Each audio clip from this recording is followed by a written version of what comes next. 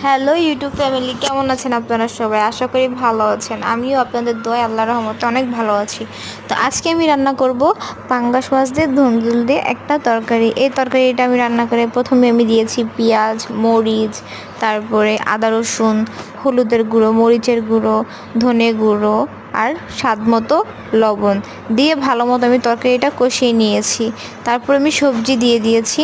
এই সবজিটা আমি ভালো মতো কষিয়ে নিব যতক্ষণ পর্যন্ত এটা সাথে ভালো মতো ময় মশলাগুলো লেগে না যাচ্ছে। ভালো মতো কষিয়ে নেওয়ার পর আমি পানি দিয়ে দিয়েছি। পানি দিয়ে অবশ্যই ঢেকে আমি ভালো মতো জাল দিয়ে নিয়েছিলাম। এখন এক এক করে মাছগুলো আমি দিয়ে দিব। তো মাছগুলো আমি আগে থেকে ভেজে রেখেছি। তো আমি এখানে এক পিস করে মাছগুলো তরকারিতে দিয়ে দিচ্ছি। তো এই তরকারিটা আমি রান্না করছি। আমার ঘরের সবাই তরকারিটা খেতে খুব পছন্দ করে।